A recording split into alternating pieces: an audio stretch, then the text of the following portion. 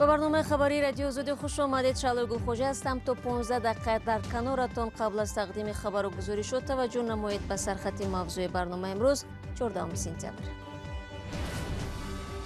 نامزد از حزب دموکرات تاجیکستان به کرسی پرزیدنت امیدوار است. از طرف کمیسیای مرکزی انتخابات ثبت نام می شود. نامزدی 5 довталаби دیگر مقام رئیس جمهوری پذیرفته شد. مادر یک جوان هلاک شده در ناحیه عینی عدالت را طلب دارد. طرف دیگری بحث میگوید باید تفتیشات به قضیه روشنی اندازد. عیبدار بودن این یا اون نفر را سود معین میکند. نفسی بد بلای بد و یا چگونه در هندوستان ساکنان موری عینکدار را از مرگ نجات دادند. комиссияи марказии интихобот ва райпурсии тоҷикистон эълон кард ки 5 нафарро ба ҳайси номзад ба мақоми раиси ҷумҳур дар интихоботи моҳи октябр сабти ном кардааст. қарори ба қайд гирифтан ё нагирифтани номзадии Сайҷафар Усмонзода аз ҳизби демократ то ин лаҳзаҳо эълон нашудааст. ҳоло номзадҳои сабти ном шуда барои таблиғи барномаҳои худ ҳудуди 25 рӯз муҳлат доранд. мулло Раҷаб Юсуфӣ мавзӯъи идома медиҳад. بر اساس قرار کمیسیای مرکزی انتخابات و رایپرسی تاجیکستان 5 نامزدی ثبت شده در انتخابات ماه اکتبر اینها می باشند: رستم لطیفزاده از حزب اخباری تاجیکستان، عبدالحلیم غفارزاده از حزب سوسیالیستی، رستم رحمتزاده از حزب اصلاحات اقتصادی، میراج عبدالله از حزب کمونیست و امام علی رحمان از حزب خلق دموکراتی تاجیکستان، فدراسیون اتفاقهای کسبه و اتفاق جوانان تاجیکستان. مسئولین کمیسیای مرکزی انتخابات روز 14 سپتامبر در صحبت با رادیوی آزادی گفتند حجت‌های سیدجعفر عثمانزاده رئیس حزب دموکرات نیز در بررسی است و امروز در تصمیم گرفته می شود که نامزدی او ثبت می شود یا نه. خود سیدجعفر عثمانزاده نیز در صحبت با رادیوی آزادی گفت منتظر پاسخ کمیسیای مرکزی انتخابات می باشد. در مجموع ما 285420 امضا با کمیسیای مرکزی انتخابات و رایپرسی پیشنهاد کردیم. اکنون مهلت معین است 5-6 روز که اونو می‌آموزند. بعد با قید اگر که به طلبات قانون جوابگو باشد، یعنی امضاها در شکل به طلبات اونو که باشد، فکر میکنم که به قید میگیرند. خب اینا وقت نشان میدهد. قرار است فردا 15 سپتامبر کمیسیای مرکزی انتخابات شهادتنامه نامزدی را به نامزدهای ثبت شده بسپارد و بعد از آن معرکه تبلیغ برنامه‌های پیش از انتخاباتی آنها آغاز می شود. انتخابات پرزیدنتی روز 11 اکتبر امسال برگزار می شود. از 7 حزب سیاسی تاجیکستان تنها 6 حزب در این انتخابات شرکت دارند و تنها حزب سوسیال دموکراتی تاجیکستان از اشتراک در انتخابات پرزیدنتی خودداری کرد. شورای سیاسی این حزب در آخر ماه آگوست اعلان کرد که انتخابات ماه اکتبر را تحریم و یا بایکوت می کند. مولو رجب یوسفی امرالدین عالموف، آزادی دوشنبه.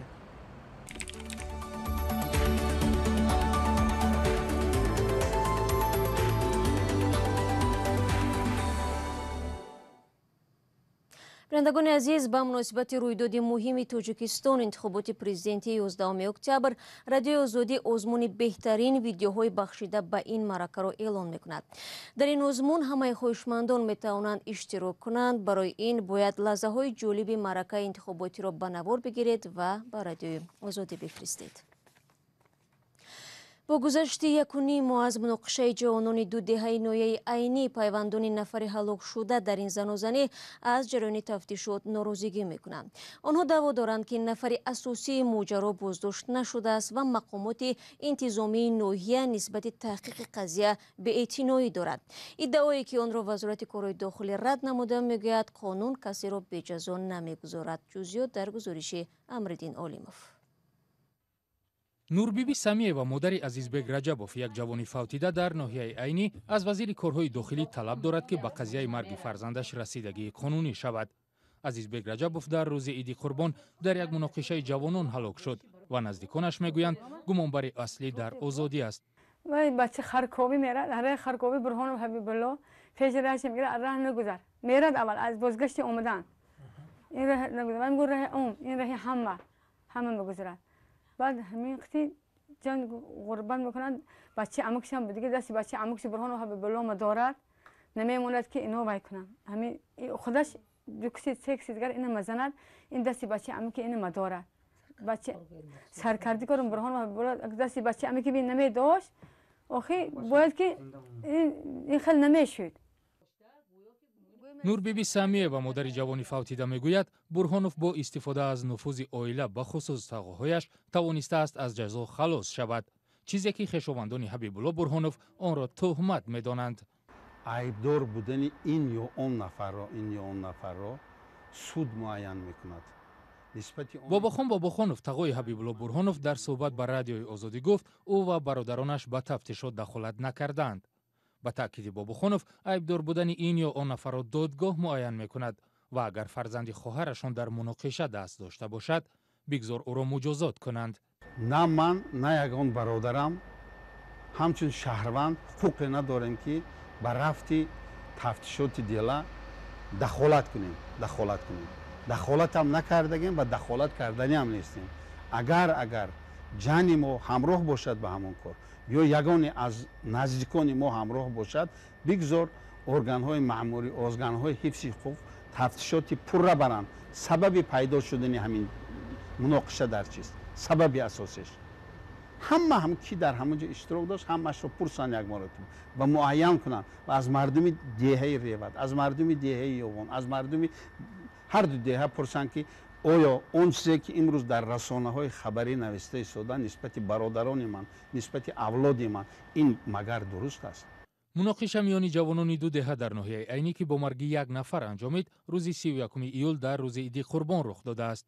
бо гузашти беш аз як моҳ ҳанӯз мақомот сабаби аслии занозании ҷавононро нагуфтаанд. танҳо модари азизбек раҷабов ва пайвандони дигараш дар суҳбати пешинаи худ ба радиои озодӣ ишора карданд ки ин ҳосили хусумати байни деҳаҳои реват ва ёвони ноҳияи айнӣ аст. пайвандони ҷавони фавтида аз амалкарди мақомоти интизомии ноҳияи айнӣ норозӣ ҳастанд. нурбиби самиева дар номааш ба вазири корҳои дохилӣ навиштааст аз ҷониби мақомоти пулиси ноҳия бепарвоӣ ва беаҳамиятӣ нисбати ҳодиса ва чораҷӯӣ нисбати ҷинояткорон дида мешуд. дафтари матбуотии вазорати корҳои дохилӣ мегӯяд дар робита ба муноқишаи рӯзи 31 июл 3 нафар боздошт шуда нисбати онҳо бо моддаи 110 кодекси ҷиноӣ ё расонидани зарари вазнин ба саломатӣ парванда боз шудааст. аз рӯи ин иттиҳом ба онҳо аз 5 то 15 соли зиндон таҳдид мекунад. дар душанбе 2 корманди хадамоти алоқа ва 20 нозири барқро дастгир карданд. раёсати вазорати корҳои дохилии душанбе мегӯяд ин афрод ба дуздии пули барқ тавассути барномаи компютерӣ муттаҳам мешаванд. ба қавли манбаъ корманди хадамоти алоқа 3 сол мешавад ки дар компютери манзилаш барномаи махсуси ҳакерӣ насб карда тавассути он нишондиҳандаҳои ҳисобкунакҳои нирӯи барқи сокинонро кам мекард. дар ин кор ба ӯ кавшергари хадамоти алоқа бо ҷалби нозирони барқи ноҳияҳои душанбе кӯмак намудааст. нозирон бо сокинон машварат намуда нишондоди ҳисобкунакҳои барқии онҳоро кам ва пулашро байни худ тақсим мекарданд. дар натиҷа ба буҷаи давлатӣ зарари калони молӣ расидааст. ҳоло 2 корманди хадамоти алоқа дар ҳабси пешакӣ қарор доранд. дар Покистон занон талаб доранд омилони таҷовуз ба номуси зан ки дар назди фарзандони ноболиғаш сурат гирифтааст ба ҷавобгарӣ кашида шаванд. дар Тоҷикистон садҳо нафареро ки ниқоб надоштанд ҷарима бастанд ва дар Ҳиндустон иштиҳои зиёд қариб буд ки мори айнакдорро ба ҳалокат расонад. ин гузоришҳоро дар идомаи барнома дорем, аммо қабл аз он ба огаҳӣ таваҷҷӯҳ кунед. салом, агар хату хабар мехоҳед мо дорем. навиди бомдодӣ, сархати хабарҳо, ахбори Тоҷикистон ва ҷаҳон, гузоришҳо ва таҳлилҳо. чӣ мегузарад ва чаро? донистан фаҳмидан аст. замима ё апи моро бигиред. барномаи хабариро идома медиҳем. пулиси Покистон мегӯяд яке аз 2 муттаҳам дар таҷовуз ба номуси модари 2 фарзанд дар яке аз шоҳроҳҳои канори шаҳри Лоҳор боздошт шудааст. сармуфаттиши пулиси вилояти Панҷоб ба хабарнигори Associated Press иброз дошт ки муттаҳам аз рӯи суҳбатҳои телефони ҳамроҳаш муайян ва дастгир карда шуд. баъзе расонаҳои покистонӣ навиштанд ки муттаҳам худро таслим намудааст то исбот кунад ки дар ин ҳодиса даст надорад. таҷовуз ба номуси зан ки дар назди фарзанди ноболиғаш сурат гирифтааст, мавҷи эътирозҳоро дар шабакаҳои иҷтимоӣ ва кӯчаҳои шаҳрҳои бузурги Покистон ба бор овард. тафсилот дар гузориши искандари хоҷамирзода. охири ҳафтаи гузашта дар шаҳрҳои исломобод, лоҳур, карочӣ ва пешавари Покистон садҳо эътирозгар, асосан занон, ба кӯчаҳо баромада боздошт ва муҷозоти ҷинояткорони масъул дар таҷовуз ба номуси зане дар канори шаҳри лоҳурро талаб карданд. ба қавли полис, аснои ҳаракат дар шоҳроҳ маводи сӯхти мошини ин зан тамом мешаваду ӯ дар роҳ банд мемонад. зан ки тахминан 30 сола будааст, тавассути телефон аз полис кӯмак мехоҳад, вале қабл аз полис ҷинояткорон дар он ҷо пайдо мешаванд.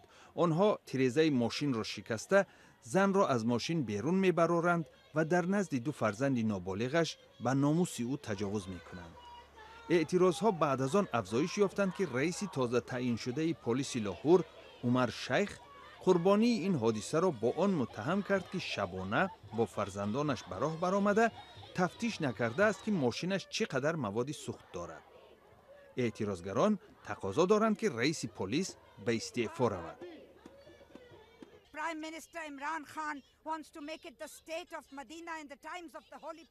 сарвазири покистон Имрон хон мехоҳад амнияти вилоятамонро мисли шаҳри Мадина дар даврони пайғамбар таъмин кунад. ин кадом Мадина аст? ин чӣ ҷумҳурии исломӣ аст ки дар шаҳри бузурге ба монанди лоҳур ба номуси модар дар рӯ ба рӯи фарзандонаш таҷовуз мекунанд ва раиси полис боз занро айбдор мекунад ки чаро шабона бо ин роҳ рафт. ӯ набояд танҳо ронандагӣ мекард ва ғайра. ба фикрам ин шармандагист.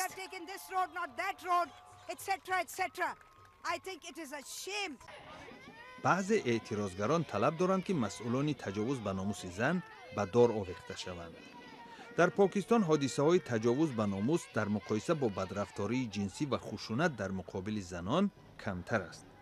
ҳар сол тахминан 1000 зани покистонӣ бо иттиҳоми амали хилофи меъёрҳои муҳофизакоронаи муҳаббат ва бунёди оила қурбонии ба истилоҳ куштори номусӣ мешаванд. ҳоло меравем ба Ҳиндустон. сокинони айолати Ориса воқеъ дар шимолу шарқи Ҳиндустон як мори куброро аз марг наҷот доданд. мор тухми зиёд хӯрдан наметавонист аз ҷояш биҷунбад. одамон ибтидо меъдаи морро холӣ карданду сипас ӯро дар ҷангале раҳо намуданд. рӯзи шанбе иштиҳои хуб қариб буд боиси марги ин мори кубро шавад. ӯ чандин тухми мурғро тановул намуда аз ҳаракат монд. собиқ ходими яке аз мамнӯъгоҳҳои Ҳиндустон Ванумитра Ачарья ҳодисаро ба хабарнигори Reuters нақл кард. мор то сабади тухм расида бе из чанд донаро тановул кард. сокинони деҳаи маюрбаҳанҷи вилояти Ориса ибтидо мехостанд моро кушанд, вале баъд тасмим гирифтанд ба мутахассисон муроҷиат кунанд ва онҳо морро наҷот доданд.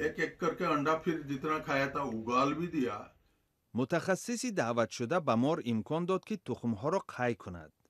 баъд ӯ морро дар ҷангал раҳо намуд. мори кубро ва ё мори айнакдор дар гӯшаҳои мухталифи Ҳиндустон ба сар мебарад. кубро аз заҳрноктарин морҳои дунё ба шумор меравад. заҳри ӯ дар давоми 15 то 20 дақиқа инсонро ба марг мерасонад.